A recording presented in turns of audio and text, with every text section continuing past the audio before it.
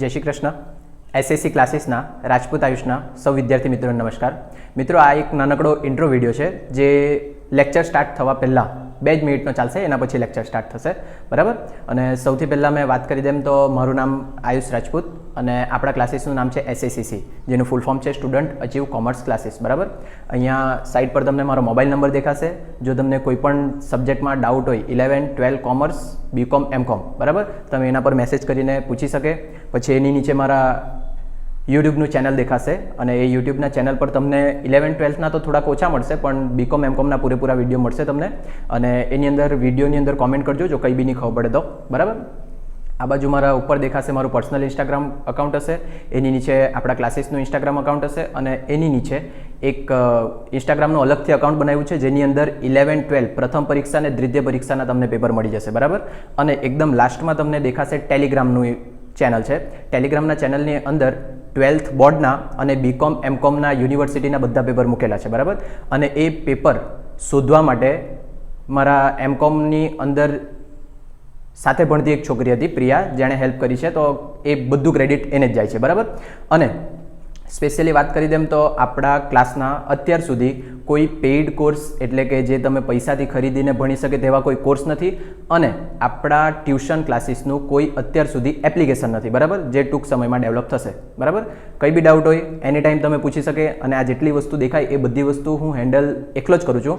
એટલે કદાચ શક્યતા એવી કે તમારા મેસેજના રિપ્લાય આપવામાં કે કોમેન્ટના રિપ્લાય આપવામાં થોડો ટાઈમ લાગી જાય, તો થોડુંક વેઇટ કરજો અને આપણે વિડીયો સ્ટાર્ટ કરીએ, બરાબર. Thank you. ચાલો 25.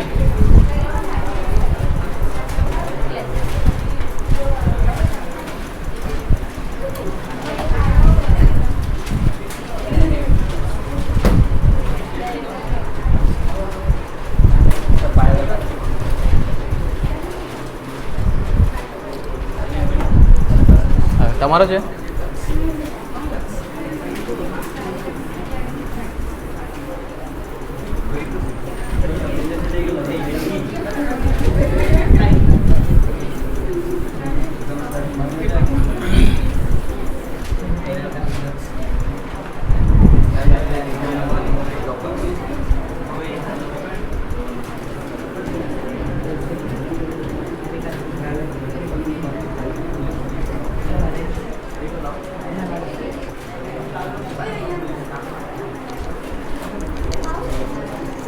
બેરેને આવવાડી. ચાલો 25. ઉમર સાડી 25. નીચેના વ્યવહારો શ્રી રાકેશ ના રોકડ અને બેંક ખાનાવાળા રોકડ મેળમાં નોંધો. ફટાફટ.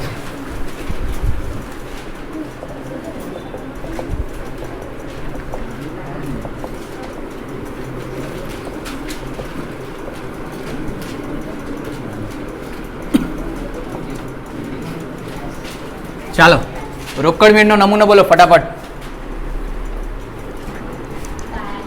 તારીખ, આય અથવા આવક,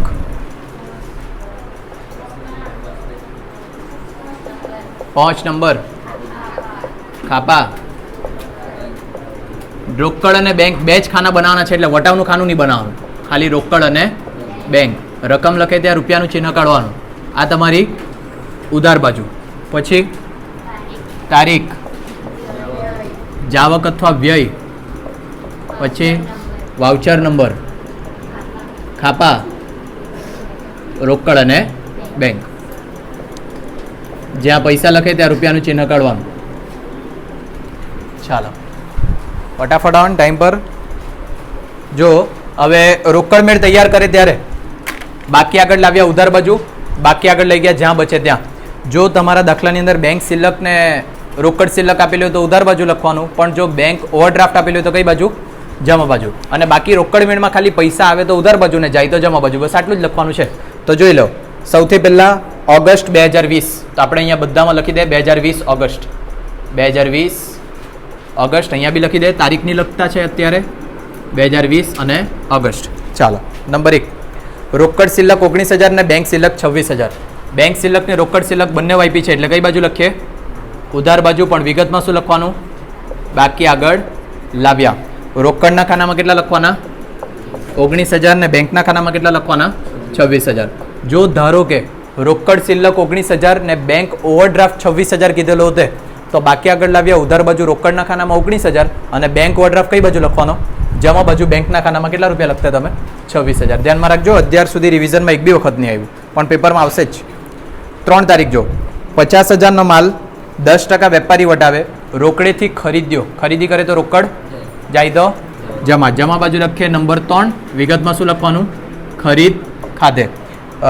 વેપારી વટાવ છે 10%, તો વટાવની નોંધ તો કરવાની છે જ નહીં. આપણે તો કોઈ બી વટાવનું ખાનું એમ બી બનાવેલું નથી, હા ને? રોકડ વટાવ હશે તો બી નહીં નોંધવાનું. બાદ કરીને 4,500 કયા ખાનામાં? રોકડ, કેમ કે ચેક આપ્યો નથી. ખબર પડે કે વટાવનું ખાનું હોતે ને તો બી વેપારી વટાવની નોંધ નહીં થશે. કયા વટાવની નોંધ થાય? ખાલી રોકડ વટાવની. ચાલો નેક્સ્ટ 5 તારીખ 7,000નો માલ 5% વેપારી વટાવે, કાજલને વેચ્યો, બદલામાં ચેક મેળવ્યો, જે બેંકમાં ભર્યો. વેચેલું છે, વેચે તો પૈસા જાય એમ કે જો મસ્ત માલ બી જાય, પૈસા બી જાય, તમારી જિંદગીઓ જાય. ચાલો કઈ તારીખ છે? 5 ને? વેચાણ કરે તો પૈસા આવે, આવે તો ઉધાર બાજુ લખવાનું વેચાણ ખાતે. અને જો પૈસામાં 5% વેપારી વટાવ, એટલે પહેલા 5% વેપારી વટાવ બાદ કરો 7,000માંથી. 350 બાદ થાય 6,650. 6,650ના બદલામાં શું આપ્યો છે તે જો ચેક, એટલે કયા ખાનામાં લખવાનું? બેંકનામાં 6,650. નેક્સ્ટ 8 તારીખ 5,000 ઓફિસ ઉપયોગ માટે, જ્યારે શું થયા કરે તકલીફ? 5,000 ઓફિસ ઉપયોગ માટે, જ્યારે 6,000 અંગત ઉપયોગ માટે બેંકમાંથી ઉપાડ્યા. બેંકમાંથી તમે પૈસા ઉપાડે તો બેંકમાં 50,000 છે, 5,000 છે. મેં 50,000 લખાલા, તો મેં પૂછું કે તમે પૂછે? જો 45,000 લખું ને તો છેલ્લે ટોટલમાં ગડબડ થઈ જાય. ખબર પડે? રોકડના ખાનામાં પેલી બાજુ ટોટલ વધી જાય, આવક કરતાં જ આવક વધી જાય, એટલે ત્યાં જ સુધારવા પડે. આમનો નથી કહેવા માંગુ તે ખબર પડે કે અહીંયા સાદું સિમ્પલ હમણો 19,000 રૂપિયા તમારા પાસે છે તો તમે 45,000નો ખર્ચો કરી શકે? નહીં કરી શકે. ખબર પડે ને? એટલે ત્યાં આપણે 45 નહીં લખી શકીએ. પૂછ્યું? બેંક હોતે તો કરી બી શકે તમે ઓવરડ્રાફ્ટ સમજીને. ચાલો ક્યાં હતા આપણે? નંબર 8. 5,000 ઓફિસ ઉપયોગ માટે, જ્યારે 6,000 અંગત ઉપયોગ માટે બેંકમાંથી ઉપાડ્યા. બેંકમાંથી ઉપાડે તો શું કરવા જોઈએ મારે? બોલો ફટાફટ.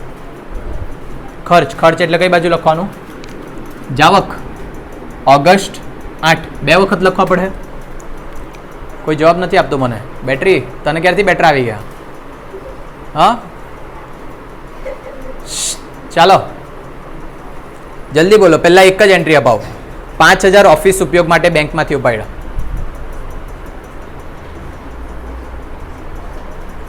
રોકડ મેળમાં દર વખતે આ વ્યવહાર આવે જ.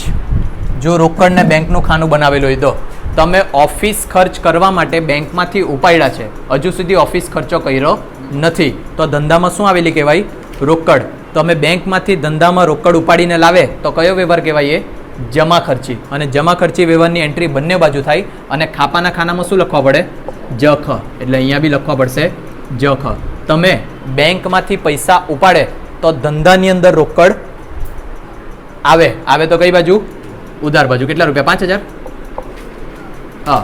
અને જો તમે બેંકમાંથી પૈસા ઉપાડે તો બેંકમાંથી પૈસા જાય તો જમા. ખબર પડે? એન્ટ્રી પહેલાં રકમની એન્ટ્રી આપવાની, પછી વિગતની એન્ટ્રી આપવાની. અહીંયા લખું ઓગસ્ટ 8.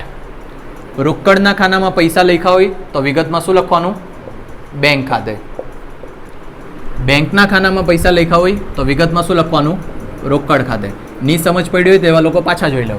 તમે બેંકમાંથી ઓફિસ ખર્ચો કરવા માટે પૈસા ઉપાડીને લાવ્યા. તમે બેંકમાંથી ઓફિસ ખર્ચા માટે પૈસા ઉપાડ્યા છે, હજુ ખર્ચો કર્યો નથી. જો ખર્ચો કરેલો હોય ને તો જ ખર્ચો કહેવાય. બરાબર? જો તમે બેંકમાંથી પૈસા ઉપાડીને લાવ્યા તો ધંધામાં રોકડ આવે. આવે તો ઉધાર બાજુ રોકડના ખાનામાં. બેંકમાંથી ઉપાડ્યા એટલે બેંકમાંથી પૈસા જાય, જાય તો જમા. અને નામમાં વિરુદ્ધનું નામ, ખાપામાં જખ. પણ હજુ બી ઓગસ્ટ 8માં બીજું બી કંઈ આગળ કીધેલું છે. 6,000 અંગત ઉપયોગ માટે બેંકમાંથી ઉપાડ્યા. જો અંગત ઉપયોગ માટે બેંકમાંથી ઉપાડ્યા છે તો બેંકમાંથી પૈસા જાય તો જમા. 6,000 રૂપિયા બેંકના ખાનામાં. આ જમા ખર્ચી વ્યવહાર કહેવાય નહીં. અંગત ઉપયોગ માટે ઉપાડ્યા ને એટલે ધંધામાં પૈસા લાવ્યા જ નથી, એક હિસાબ મૂકીને ઘેરે જતા રહ્યા. ખબર આવું તમારી ભાષામાં? ઓગસ્ટ 8. પણ વિગતમાં શું લખાય? ઉપાડ ખાતે, અંગત ઉપયોગ માટે પૈસા ઉપાડ્યા. ચાલો, ધારો કે આ બેંક, બરાબર, આ તમારો ધંધો, નહીં ખબર પડતી હોય તો આ તમારું ઘર. આપણે કોના હિસાબ કરતા છે? ધંધાના. આ બેંકનું ખાતું ધંધા સાથે જ સંકળાયેલું છે, બરાબર. તો જો મેં બેંકમાંથી પૈસા ઉપાડું, ધારો કે 5,000 ઉપાડીને લાવ્યો અને 6,000 મેં ઘર માટે લઈ જતો છે, બરાબર. આપણે આના હિસાબ કરતા છે, હા ને.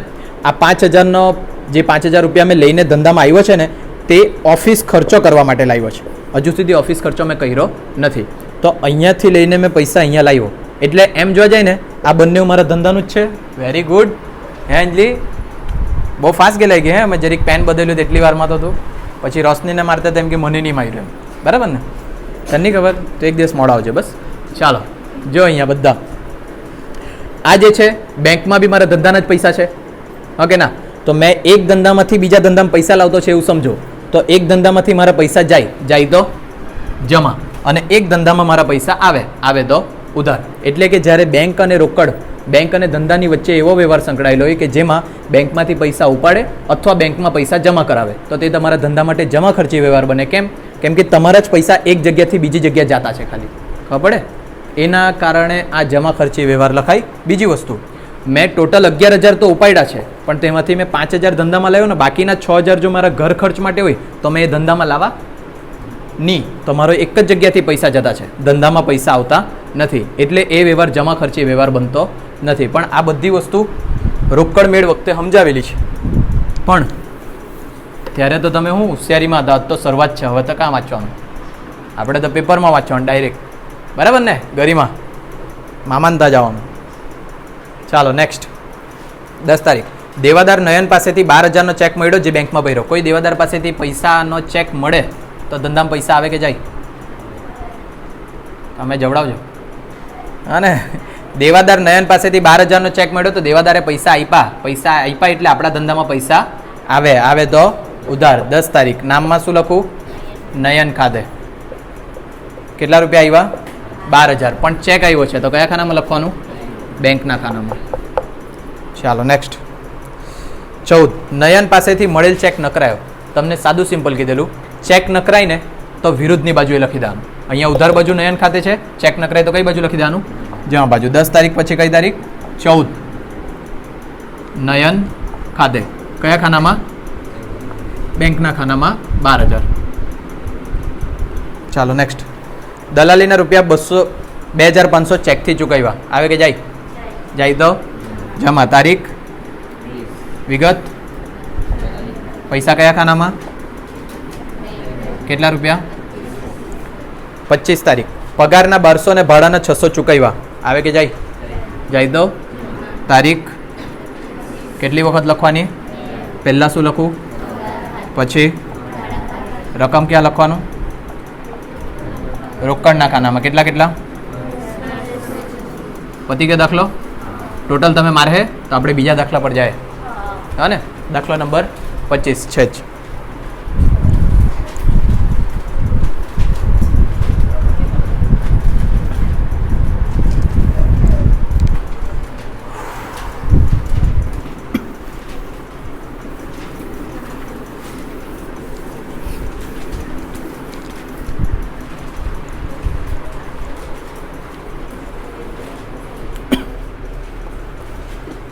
છવ્વીસમાં જો, શ્રી વિશાખાના તારીખ 31/3/15ના રોજ પૂરા થતા વર્ષના વાર્ષિક હિસાબો તૈયાર કરતી વખતે નીચેને ભૂલો શોધવામાં આવી, જે સુધારવા ભૂલ સુધારણા નોંધ લખો. ચાલો, ભૂલ સુધારણા લખે ત્યારે તમને યાદ હોય તો આપણે આવું કરીએ, સાચું અને ખોટું, પછી એના પરથી ભૂલ સુધારીએ.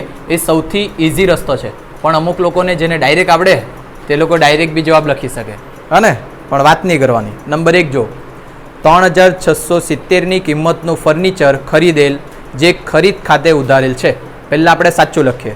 3,670નું ફર્નિચર ખરીદે તો આમ નોંધ બોલો, ફર્નિચર ખાતે ઉધાર દે રોકડ ખાતે. કેટલા રૂપિયા? 3,670. એ લોકોએ એમ કીધેલું છે ફર્નિચર ખરીદેલું પણ એ ખરીદ ખાતે ઉધાર્યું છે, તો આપણે ખોટું લખીએ તો ખરીદ ખાતે ઉધાર દે રોકડ ખાતે. 3,670. આમાંથી જે કોમન હોય તે તો તમારી ભૂલમાં ગણાય જ નહીં, તો બાકીનું જે બચ્યું તે સુધારવાનું. તો તેમાં સાચું લખવાનું ને ખોટાને ઉલટાવવાનું. તો અહીંયા મેં આપું નંબર 1, સાચું લખીએ ત્યારે ફર્નિચર ખાતે ઉધાર અને ખોટાને ઉલટાવીએ તો તે ખરીદ ખાતે. કેટલા રૂપિયા?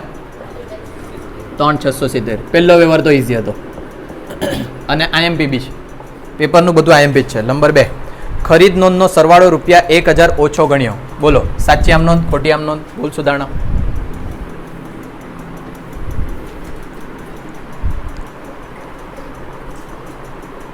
હા ગરિમા, ખરીદ ખાતે જમા ઉધાર ખ ઉ પછી હા તે અંજલી પેલું આવે કે એમ ડિસ્કસ કરાવની તો બોલપેન માંગી ગરીબી હાથમાં ફેરવ્યા તો કરે. જલ્દી બોલો, ટાઈમ બગાડો નહીં. પેરેગ્રાફ લખવાનું. Very good. ચાલો, આ લખાય નહીં. પેરેગ્રાફ લખવાનું એટલે ઓય ઉપર ખરીદ નોંધનો સરવાળો. ધારો કે મેં અહીંયા લખું ખરીદ નોંધ, બોર્ડ પર જોજો. હવે ખરીદ ખાતું નથી કીધેલું, ખરીદ નોંધ કીધેલું છે. સાંભળજો ધ્યાનથી. ખરીદ ખાતું ને ખરીદ નોંધ બંને અલગ અલગ વસ્તુ છે. જ્યારે ખરીદ નોંધ એટલે પેટા નોંધ. ખબર પડે કે નહીં પડે? પડે કે નહીં પડે? પડે ને.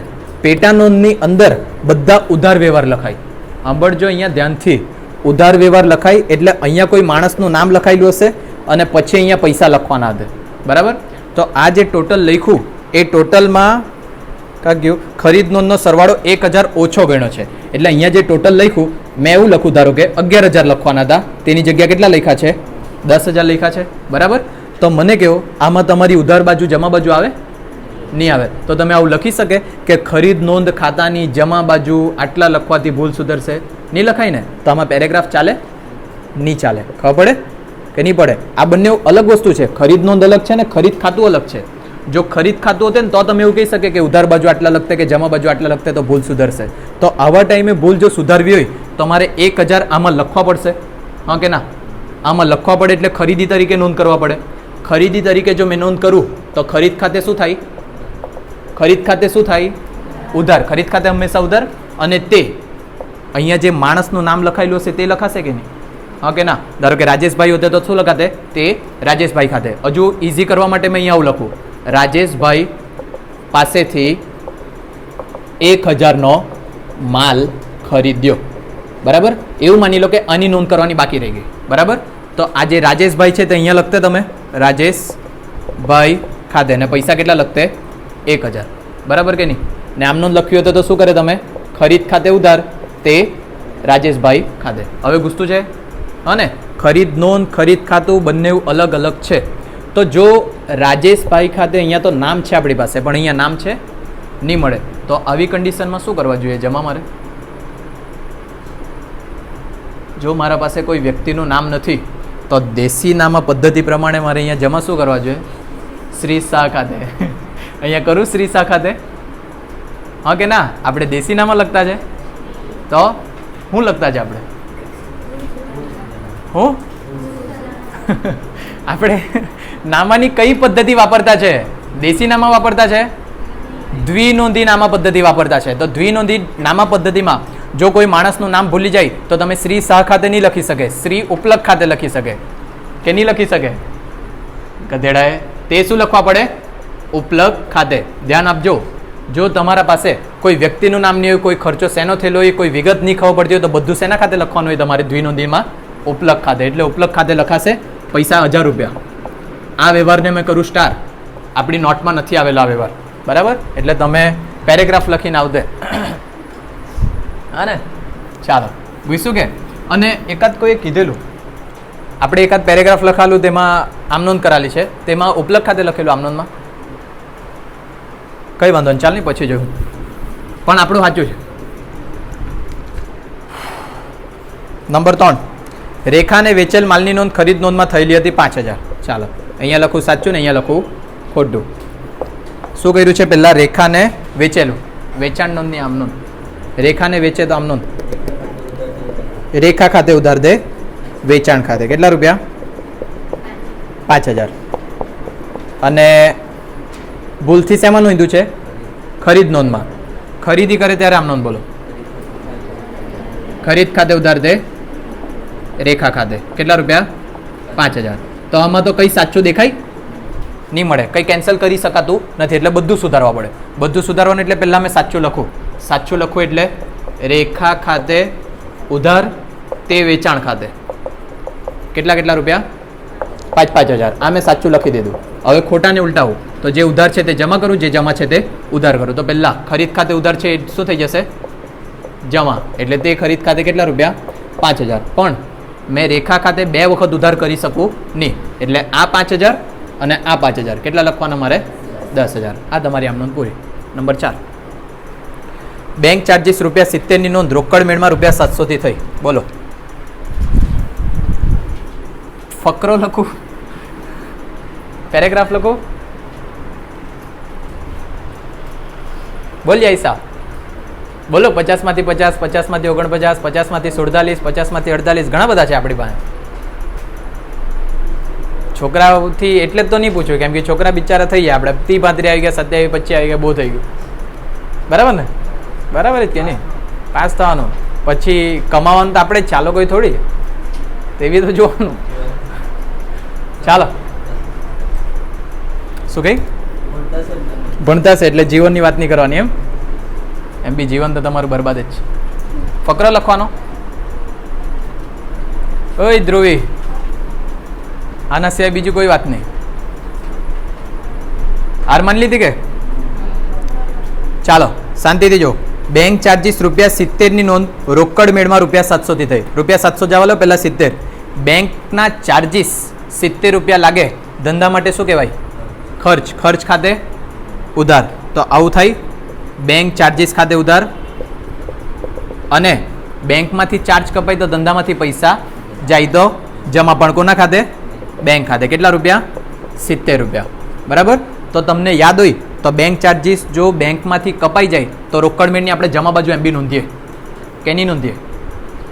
બેંકમાંથી પૈસા કપાયા તો તમે રોકડ મેળની કઈ બાજુ નોંધે? જમા બાજુ. પણ કેટલા રૂપિયા નોંધવાના હતા? 70. એ ₹70 ની જગ્યા તમે નોંધ્યા કેટલા રૂપિયા? ₹700. તો આમ નોંધમાં કઈ ભૂલ કરી એ લોકોએ? નહીં, ખાલી પૈસામાં ભૂલ કરી. તો મેં લખું બેંક ચાર્જીસ ખાતે ઉધાર તે બેંક ખાતે, એટલે વસ્તુ તો સાચી કરી એ લોકોએ પણ રકમ ખોટી લખી. તો હવે અહીંયા જો, આમાં મારે ₹70 લખવાના હતા, જે અહીંયા લખાયેલા છે. હા કે ના? લખાયેલા છે ને? પણ એનાથી એક્સ્ટ્રા કેટલા લખાયેલા છે? 630. તો મારું ખોટું કેટલા રૂપિયા કહેવાય? ખાલી 630. તો આને મારે સુધારવું હોય તો જે ઉધાર છે તેને શું કરી દેમ? જમા. એટલે તે બેંક ચાર્જીસ ખાતે, અને જે જમા છે તે શું કરી દેમ? ઉધાર. અહીંયા ઉધાર થઈ જશે બેંક ખાતે. પણ પૈસા કેટલા? ખાલી 630. મોસ્ટ ટાઈમ પી વ્યવહાર.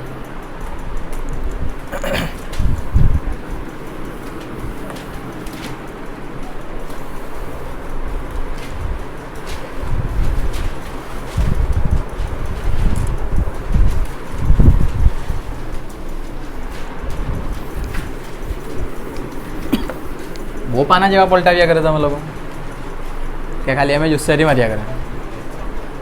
જાતે પલટ્યા કરે. ચાલો વિભાગી.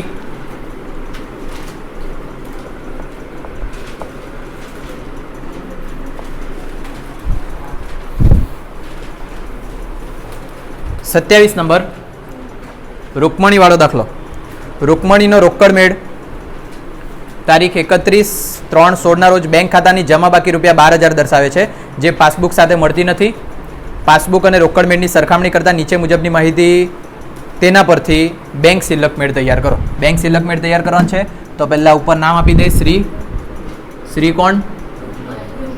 મને તો લખતા નહીં આવડે મને. શ્રી રૂકમણીનો તારીખ 31/3/16. આ મેં આલોકમાંથી લખ્યું છે. રૂકમણી મને ખબર આ સાચું નહીં મળે તો બી ચાલો. 31/3/16 ના રોજનો બેંક સિલક મેળ. રોજનો નમૂનો બોલ દક્ષ ફટાફટ. ચાલ વ્યવહાર નંબર એમ એટલે વિડીયોના એન્ડ સુધીમાં તું એ નમૂનો પાકો તો કરી જ લખવા વાળો ને. વ્યવહાર નંબર પછી વિગત ખાપા નહીં આવે. હોશિયાર થઈ ગયા. ઉધાર રૂપિયા ને જમા રૂપિયા. તમને યાદ હોય તો મેં કીધેલું જ્યારે બેંક સિલક મેળ તૈયાર કરે ને તો સાઈડ પર રોકડ મેળ અને પાસબુક બનાવી લેવાનું. રોકડ મેળ તમને આવડે તે પહેલાં વિચારવાનું. રોકડ મેળમાં પૈસા આવે તો કઈ બાજુ તમે લખે? ઉધાર બાજુ. અને પૈસા જાય તો કઈ બાજુ લખે? જમા બાજુ. પણ આમાં ઊંધું થાય. પાસબુકમાં ઉધાર બાજુ શું લખાય? જાવક. અને જમા બાજુ શું લખાય? આવક. અને પેલા બે ચેક ખાસ લખેલ ને ભરેલ જે આવડે તે યાદ રાખવાનું. તમે ચેક લખી આપે કોઈને તો પૈસા જાય. જાય તો કઈ બાજુ? જમા બાજુ. એટલે જમા બાજુ કયો ચેક? લખેલ. તો ઉધાર બાજુ કયો ચેક? ભરેલ. આટલું લખે ને પછી દાખલો સ્ટાર્ટ કરવાનો. અને દાખલો સ્ટાર્ટ કરે ત્યારે રોકડ મેળ મુજબ ઉધાર બાકી, બેંક સિલક, જમા બાકી, બેંક ઓવરડ્રાફ્ટ એ બધું યાદ રહેવા જોઈએ. 4 વસ્તુ જે આવતું છે તે. તો આપણાને અહીંયા શું આપેલું છે તે જોવા પડે. રોકમડીનો રોકડ મેળ તારીખ 31/3/16 રોજ બેંક ખાતાની જમા બાકી 12,000 દર્શાવે છે. રોકડ મેળ મુજબ કઈ બાકી આપેલી છે? રોકડ મેળ મુજબ કઈ બાકી આપેલી છે? જમા બાકી. એટલે બેંક ઓવરડ્રાફ્ટ. જમા બાકી એટલે કયા ખાનામાં પૈસા લખવાના? જમાના. કેટલા રૂપિયા? 12,000. હવે આપણે દાખલો સ્ટાર્ટ કરી શકીએ. નંબર 1 રોકડ મેળથી સ્ટાર્ટ કર્યું તો છેલ્લો જવાબ શેમાં આવશે? પાસબુકમાં. નંબર 1 ખાલી એટલું નક્કી કરવાનું ઉધાર બાજુ પૈસા લખવાના કે જમા બાજુ, બસ. એટલે સૌથી પહેલું તો આ જ છે. 10,000નો ચેક 28/3/16 રોજ બેંકમાં ભરવામાં આવ્યો હતો. બસ આટલે જ ખબર પડી ગઈ આપણને. બરાબર જો ભરવામાં આવ્યો એટલે ભરેલ ચેક. આમાં ઉધાર બાજુ ને આમાં જમા બાજુ. બરાબર. હવે ખાલી ભૂલ શોધવાની રહી. 10,000નો ચેક 28/3/16 રોજ બેંકમાં ભરવામાં આવ્યો હતો, પરંતુ આ ચેક બેંકે હજુ સુધી પાસબુકમાં નોંધેલ નથી. બેંકે નોંધ્યું નહીં મળે એટલે પાસબુકની ભૂલ. કઈ બાજુ પૈસા લખવાના? જમા બાજુ. એકદમ આરામથી થાય દાખલો. 10,000. વિગત બોલ હે દક્ષ. જલ્દી. ભરેલ પરંતુ જમા નહીં થયેલ ચેક. ચાલો નંબર 2 30/3/16 રોજ બેંકે જમા કરેલ વ્યાજના ₹160 રોકડ મેળમાં નોંધાય નથી. ચાલો બેંકે જમા કરેલ વ્યાજ. બેંકે જમા કર્યું વ્યાજ તો આપણા માટે આવક કે જાવક? બેંકે વ્યાજના જમા કર્યા એટલે આવક. અહીંયા ઉધાર બાજુ ને અહીંયા જમા બાજુ. ભૂલ કોની તે જો. પાસબુકમાં જમા તો કરી દીધા પણ કોના નોંધ્યા નથી? રોકડ મેળ. તો કઈ બાજુ લખીએ આપણે? ઉધાર બાજુ. કેટલા રૂપિયા? 160. બોલ દક્ષ. રોકડ મેળમાં નહીં નોંધેલ બેંક વ્યાજ. એક ટાઈમ હતો જ્યારે તમને અહીંયા ગુજરાતીમાં વાક્ય લખતા નહીં આવડતું. હજુ બી એ જ ટાઈમ છે. ત્રીજો જો. એક ગ્રાહકે ₹10,000 બારોબાર બેંક ખાતામાં ભરેલ. પહેલાં તો જોઈ લો, કોઈ કસ્ટમર આપણા ખાતામાં પૈસા જમા કરાવે તો આપણા માટે આવક એટલે ઉધાર બાજુ અને પાસબુકમાં જમા બાજુ. તો જોઈ લો, એક ગ્રાહકે 10,000 બારોબાર બેંક ખાતામાં ભરેલ છે, જેની માહિતી 31/3 સુધી મળી નથી. કોને નહીં મળી? માલિકને. માલિક એટલે મેં મજૂરની કીધું છે. માલિકને નહીં મળી એટલે કઈ બાજુ લખવાનું? ઉધાર બાજુ. કેટલા રૂપિયા? 10,000. દક્ષને પૂછવા પડે એટલે દક્ષે પહેલાં જ ના પાડી મૂક્યું, મને પૂછતા નહીં. બોલ યૈસા.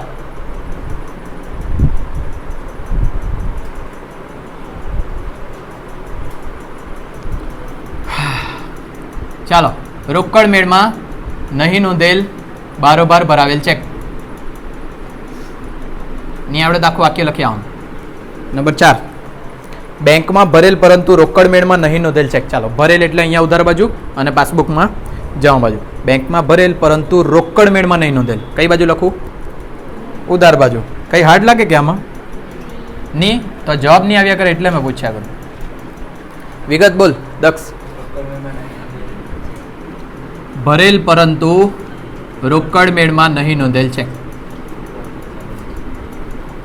પેલું બી ચાલે પણ મેં વધારે સારું લખવા માંગુ એટલે. 5મું લખેલ. બસ અહીંયાથી જ ખબર પડી જાય. લખેલ એટલે આમાં જમા બાજુ, અહીંયા ઉધાર બાજુ. લખેલ અને બેંકે ચૂકવેલ પરંતુ રોકડ મેળમાં નહીં નોંધેલ છે. કઈ બાજુ લખું? જમા બાજુ. રોકડ મેં શું કરું તે ખબર પડે કે તમે? હા તો બોલે કેમ નહીં તમે એમ? આટલું તો હેલ્લું છે. લખેલ એટલે અહીંયા ને અહીંયા. જેની ભૂલ હોય તે બાજુ લખવાનું. બરાબર ને અંજલિ? મોડા આવે તેનાથી શું થાય? આવડે તો ખરી જ. જમા બાજુ કેટલા રૂપિયા લખું? જમા બાજુ કેટલા રૂપિયા લખું? બોલ દક્ષ જલ્દી. લખેલ પરંતુ રોકડ મેળમાં નહીં નોંધેલ ચેક. નંબર 6 બેંકમાં વટાવેલી 3,000ની લેણી હુંડી. ચાલો જો પહેલા બેંકમાં વટાવે હુંડી પૈસા આવે કે જાય? આવે આવે તો અહીંયા ઉધાર બાજુ અને અહીંયા જમા બાજુ. આટલું પહેલાં ખબર પડી ગયું બરાબર. જો હવે બેંકમાં વટાવેલી 3000ની લેણી હુંડી નકરાઈ. હવે અહીંયા ધ્યાનથી જો નકરાઈ ત્યારે આપણે આ જે નોંધ કરી તેની કેવી નોંધ કરવાની? ઊંધી. એટલે હવે તમારા માટે કયું છે? જમા બાજુ આમાં અને આમાં કઈ બાજુ? ઉધાર બાજુ. ખબર પડે કે નહીં પડે? હા ને. પહેલાં તો લેણી હુંડી એટલે તમે વટાવે તો તમારા પાસે પૈસા આવે એટલે અહીંયા ઉધાર બાજુ ને અહીંયા જમા બાજુ. પણ જો કોઈ બી એન્ટ્રી તમે મારે અને એ એન્ટ્રી પછી એ વસ્તુ નકરાઈ જાય એટલે ઊંધી એન્ટ્રી મારી દેવાનું. એટલું યાદ રાખજો. એના સિવાય બીજું કંઈ યાદ રાખવાની જરૂર નથી. એટલે હવે તમારે આ જોવાનું, આમાં જમા બાજુ ને આમાં ઉધાર બાજુ. ભૂલ કોની તે જોઈએ. નકરાઈ અને બેંકે પાસબુકમાં નકરામણી ખર્ચ ₹40 સહિતની રકમ પાસબુકમાં નોંધેલ છે, જેની જાણ રૂકમણીને નથી. કોને નથી? રૂકમણીને. તો કોની ભૂલ? રોકડ મેળની. એટલે કઈ બાજુ લખીએ આપણે? જમા બાજુ. ખબર પડે કે પાછું સમજાવું? જમા બાજુ પૈસા લખવાના. વટાવેલી હુંડી 3000ની અને ખર્ચો કેટલો? 40. એટલે કેટલા રૂપિયા ટોટલ? 3040. ચાલો, નહીં ખબર પડે તો અહીંયાથી શાંતિથી સમજો. પહેલાં આણે બેંકમાં હુંડી વટાવેલી, પૈસા આવી ગયા આની પાસે બરાબર. કેટલા રૂપિયા આવી ગયા? 3000. અને આ 3000ની હુંડી આણે વટાવી. પછી જ્યારે બેંક છે ને પાકતી તારીખે પેલા કસ્ટમર પાસેથી પૈસા લેવા ગયો ત્યારે પૈસા મળ્યા નહીં. તો 3000 રૂપિયા બેંકવાળો કોના પાસેથી લેશે? રૂકમણી પાસેથી. હા કે ના? પેલા કસ્ટમર પાસેથી બાજીને લેવા થોડી જવાનું. હા ને. રૂકમણી પાસેથી 3000 રૂપિયા લેવાનો એટલે એવું નહીં કે જઈને માંગે. એ શું કરે બેંકવાળો? એના ખાતામાંથી કાપી લે. ખબર પડે કે નહીં પડે? હસીનાએ આ એક્સ વ્યક્તિ, આ વાય વ્યક્તિને આ છે બેંક બરાબર. આ એક્સ વ્યક્તિ છે વેપારી, આ વ્યક્તિ છે ગ્રાહક. આ વેપારીએ ગ્રાહક પાસેથી 3000 રૂપિયા લેવાના છે બરાબર. એણે હુંડી લખી, પેલા સ્વીકારીને પરત કરી. ધારો કે પાક્યા તારીખ છે 31/3/16 બરાબર. 31/3/16ના દિવસે વાય એક્સને પૈસા ચૂકવવાનો હતો, પણ મને આનાથી પહેલાં જ જરૂર પડી ગઈ. એનાથી પહેલાં જ જરૂર પડી તો મેં બેંકમાં ગયો અને હુંડી વટાઈ આવ્યો. તો બેંકવાળાએ હુંડી વટાવીને મને 3000 રૂપિયા આપી લીધા એવું માનો અત્યારે બરાબર. પાકતી તારીખ એટલે 31/3/16 વાયએ કોને પૈસા ચૂકવવાના હતા? બેંકને. એણે બેંકને પૈસા ચૂકવ્યા નહીં. તો બેંકવાળો વાય પાસે માંગવા જાય કે એક્સ પાસે? એક્સ પાસે. સાદું સિમ્પલ ખબર પડે. પણ એ બેંકવાળો એક્સ પાસે માંગવા બી નહીં જાય. શું કરે? એના ખાતામાંથી કાપી લે. અને આ જે બધું એણે કામકાજ કર્યું એ કામકાજના એ પૈસા બી તો લે. એ કેટલા રૂપિયા લીધા એણે? 40 રૂપિયા. તો બેંકવાળાએ શું કર્યું? 3040 રૂપિયા આ માણસના ખાતામાંથી કાપી લીધા. એ માણસના ખાતામાંથી કાપી લઈ એટલે એના માટે પૈસા જાય તો જમા. એટલે અહીંયા 3040, અહીંયા 3040. બેંકવાળાએ કાપી લીધા એટલે તો બરાબર, પણ મને ખબર નથી એટલે મેં ક્યાં લખ્યું? રોકડ મેળની જમા બાજુ. હવે કેવું આટલું ડિટેલમાં સમજવા કરતાં પેલું નહીં સારું? નકરાય તો ઊંધું નોંધ કરી દેવાની, વાત પતે. હા ને. એટલે મેં પહેલાં શોર્ટકટ વાપરેલું. હા વિગત નહીં ખબર એમ. મેં કરું આની ખબર પડે મારતે જ હમણાં. ચાલો. રોકડ મેળમાં નહીં નોંધેલ નકરાયેલ હુંડી. પતી ગયું બધું? મારો ટોટલ જમા બાજુ વધારે દેખાતું છે. 10, 20, 6, 7, 8 કેટલા?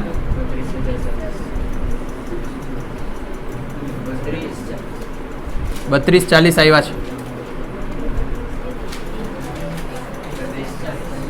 લે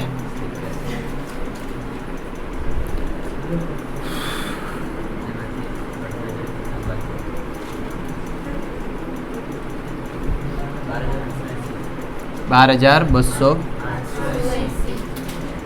ચાલો જોજો અહીંયા રોકડ મેળથી શરૂઆત કરી તો જવાબ શેમાં મળે? પાસબુકમાં. ઉધાર બાજુ પૈસા ખૂટ્યા એટલે પાસબુક મુજબ કઈ બાકી? ઉધાર બાકી. બેંક સિલક ને ઓવરડ્રાફ્ટ ને બેંક ઓવરડ્રાફ્ટ. ચાલો અહીંયા કાઉસમાં લખી દે ક્વેશ્ચન માર્ક અને આ તમારો દાખલો કમ્પ્લીટ. 6 માર્ક્સનો હે બસ. આ 6 વ્યવહાર 6 માર્ક્સ. એમ પૂછો ને બાકી નહીં હોતી તો ચાલે. ચૂપ.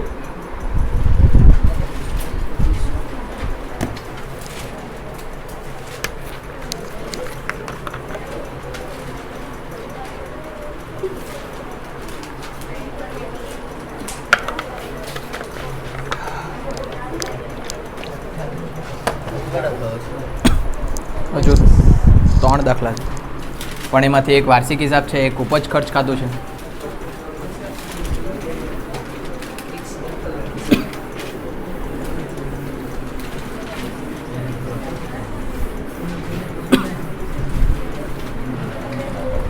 ચાલો, દાખલો નંબર 28.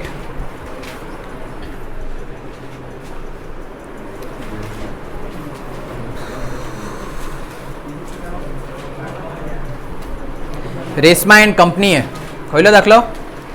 રેસ્મા એન્ડ કંપનીએ તારીખ 1/4/12 રોજ એક યંત્ર 1,10,000 ખરીદેલું છે. આ યંત્રને ગોઠવવાનો ખર્ચ 6,000, કારખાના સુધી લાવવાનો 4,000, 8% લેખે સીધી લીટીની પદ્ધતિએ ઘસારો, ચોપડે કિંમતના 20% નુકસાનથી વેચી દીધું. તૈયાર શું કરવાનું તે જો, ડાયરેક્ટ 3 વર્ષની આમ નોંધ લખવાની ને 3 વર્ષનું યંત્ર ખાતું તૈયાર કરવાનું. ચાલો, ઘસારાને લગતો દાખલો આવે તો સૌથી પહેલાં તમારે કઈ કિંમત શોધી દેવાની? પડતર કિંમત. પડતર કિંમત એટલે ઇંગ્લિશમાં સંજ્ઞા શું થઈ જશે એની? C, cost price. અને ખરીદ કિંમત પ્લસ ગોઠવણી ખર્ચ પ્લસ કારખાના સુધી લાવવાનો ખર્ચ. ખરીદ કિંમત 1,10,000, ગોઠવવાનો ખર્ચ 6,000 અને કારખાના સુધી લાવવાનો ખર્ચ 4,000, એટલે ટોટલ કેટલાનું યંત્ર? 1,20,000. હવે તારીખ જોઈ લો, કઈ તારીખે ખરીદેલું? 1/4/12.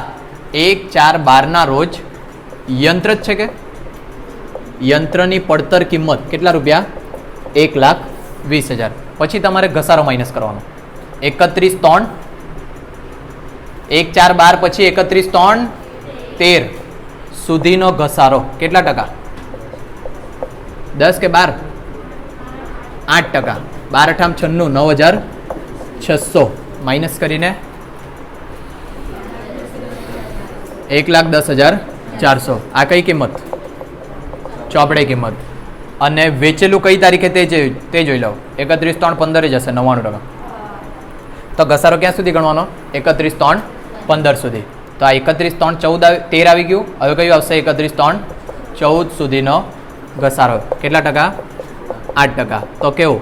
1,10,000 વાળાના 8% કાઢું નહીં? કેમ? સીધી લીટીની પદ્ધતિ હોય તો દર વર્ષે ઘસારો સરખો, એટલે અહીંયા બી કેટલા આવશે? 9,600 બાદ કરીને આટલા કે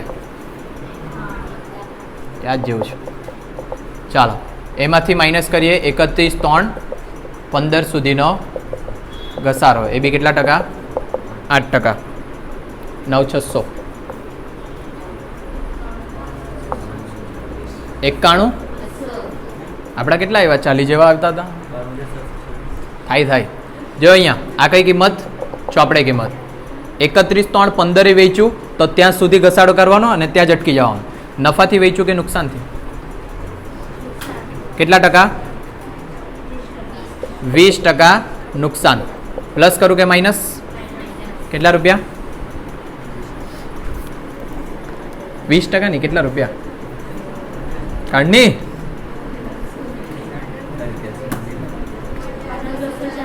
18,240. આપણા કેટલા 72 જેવા કંઈક આવતા હતા? 72,960. આ કઈ કિંમત? વેચાણ કિંમત. ચાલો, એ લોકોએ 3 વર્ષની આમનોંધ લખવા કીધી છે. માણસનું નામ શું છે? શ્રી રેસ્માના ચોપડે આમનોંધ 3 વર્ષની કરવાની છે. પહેલાં મેં લખું જે તારીખે ખરીદેલું તે 1/4/12. ખરીદી કરે ત્યારે આમનોંધ.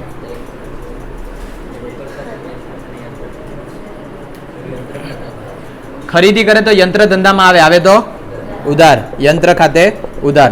પૈસા જાય તો જમા. પણ 2 રકમ લખવાની, બેંક ખાતે અને રોકડ ખાતે. બેંક ખાતે મોટી રકમ ખરીદ કિંમત 1,10,000. રોકડ ખાતે બાકી બધી નાની રકમ કેટલી? 10,000. અને ટોટલ કેટલા? 1,20,000. ખબર પડે કે આમનોંધ. પછી વર્ષ પૂરું થાય 31/3/13. આ તારીખે શું લાગે ધંધામાં? યંત્રને ઘસારો. હું થયું દીક્ષિત? ઘસારો ધંધાનો ખર્ચ એટલે ઘસારા ખાતે ઉધાર. ઘસારાના કારણે તમારી મિલકત ઓછી થાય એટલે જાય તો જમા. તે યંત્ર ખાતે કેટલા રૂપિયાનો ઘસારો લાગવાનો? 9,600 અને 9,600. પછી 31/3/13. આ જે ઘસારો આવ્યો તે તમે ક્યાં લઈ જાય? નફા નુકસાન ખાતે. તો પહેલાં જે આ ઉધાર છે તે શું કરી દેવાનું? જમા તે ઘસારા ખાતે, તો ઉધાર શું થઈ જાય? કેટલા રૂપિયા? 9,600. આ પ્રથમ વર્ષની થઈ. હવે મેં લખું બીજું વર્ષ. ચાલો પાછું જો, બીજા વર્ષે મેં પાછું યંત્ર ખરીદા નહીં, પણ આ બે પાછી આવવાની અને તે બે પાછી લખીએ. તારીખ 31/3. અહીંયા 13 છે તો અહીંયા કઈ તારીખ? 14. સેમ આમનો ઘસારા ખાતે ઉધાર તે યંત્ર ખાતે. રકમ બી સેમ આવવાની, સીધી લીટીની પદ્ધતિ એટલે 9,600 9,600. પાછું 31/3/14 ઘસા નફા નુકસાન ખાતે ઉધાર તે ઘસારા ખાતે. કેટલા રૂપિયા? 9,600. બીજી કોઈ આમનોંધ થશે અહીંયા નહીં. હવે કયું વર્ષ? ત્રીજું વર્ષ. ત્રીજું વર્ષમાં 31/3/15 31/3/15 આવી સેમ આમનોંધ લખવાની. ટાઈમ નથી બગાડતો, પણ વેચાણ કરે તેની એક એક્સ્ટ્રા આમનોંધ લખવાની. આ તારીખે વેચ્યું છે ને, એટલે અહીંયા મેં લખું 31/3/15 દિવસે વેચાણ કરે. વેચે તો ધંધામાંથી યંત્ર જાય તો તે યંત્ર ખાતે. પૈસા ધંધાની અંદર આવે તો ઉધાર, પણ વિગતમાં શું લખવાનું? બેંક ખાતે ઉધાર. ગૂંચવાડો થાય ને તો રોકડ સ્લેશ બેંક લખી દેવાનું. અને નુકસાન થયું છે વેચતા, નુકસાન હોય તો નફા નુકસાન ખાતે ઉધાર. ચાલો તો પહેલાં યંત્ર કેટલાનું ગયું તેની ખબર પડે, પૈસા કેટલાના આવ્યા તે ખબર પડશે તમને. વેચ્યું કેટલામાં? 72,960. તો એટલા રૂપિયા આવ્યા ધંધામાં. નુકસાન કેટલાનું થયું? 18,240. ને બંનેનું ટોટલ મારીને યંત્ર કેટલાનું ગયું? 91,200. આ તમારી 3 વર્ષની આમ નોંધ જે પૂછાવાની શક્યતા છે. અને બીજી વસ્તુ બાબત જે બી લખવાની રહી એમાં, યંત્રની ખરીદી કરી તેના, યંત્ર પર ઘસારો ગણ્યો તેના, ઘસારો નફા નુકસાન ખાતે લઈ ગયા તેના, યંત્ર પર ઘસારો ગણ્યો તેના, ઘસારો નફા નુકસાન ખાતે લઈ ગયા તેના. સેમ અહીંયા બી એવું જ, યંત્ર વેચ્યું તેના. આવડી જાય બાબત જે, અને પેપરમાં લખવા જ પડશે બાબત જે. હવે કયું ખાતું બનાવવાનું છે? યંત્ર ખાતું. ચાલો એમ તો આમનોંધ પરથી બી તમે યંત્ર ખાતું ખતમણી કરીને બનાવી શકે, પણ આપણે ડાયરેક્ટ બી ગોખ્યું છે. કેમ? બહુ વખત યંત્ર ખાતું ડાયરેક્ટ પૂછાય. યંત્ર ખરીદે તો કઈ બાજુ લખવાનું? ઉધાર બાજુ. તારીખ 1/4/12 કેટલી વખત લખવાની? 2 વખત. પહેલાં લખી દેવાનું બેંક ખાતે અને પછી લખી દેવાનું રોકડ ખાતે. બેંક ખાતે 1,10,000 અને રોકડ ખાતે 10,000. જોઈજો અહીંયા યંત્ર ખાતે ઉધાર, તો યંત્ર ખાતાની કઈ બાજુ? ઉધાર બાજુ. નામમાં વિરુદ્ધનું નામ બેંક ખાતે, રોકડ ખાતે. આવી રીતના ખતમણી બી કરી શકે તમે, બરાબર. પણ આપણને ડાયરેક્ટ આવડે તે વધારે સારું. જમા બાજુ શું લખવાનો? ઘસારો 31/3/13 ઘસારા ખાતે કેટલા રૂપિયા? 9,600. આ 1 વર્ષ પતી ગયું.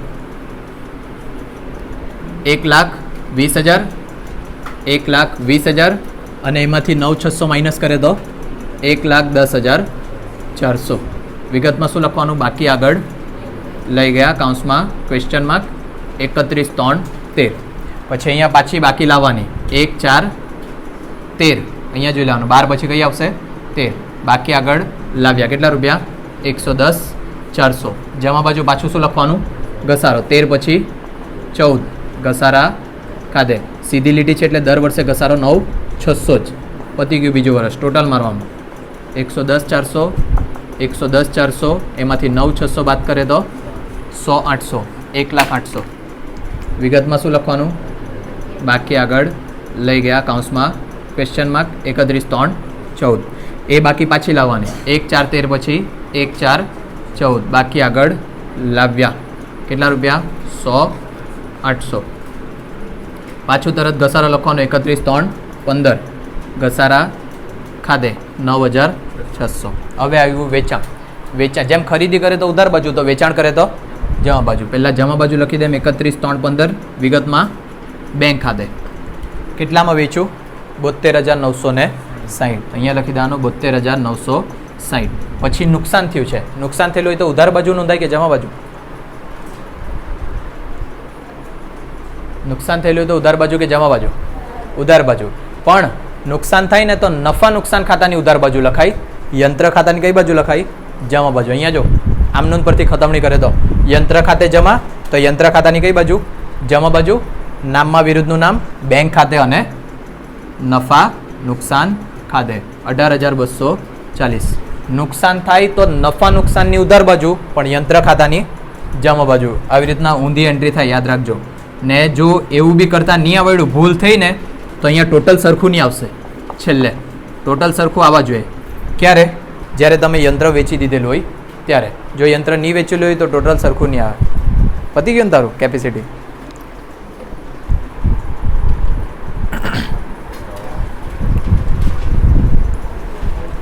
કાલે આવવા જ પડશે.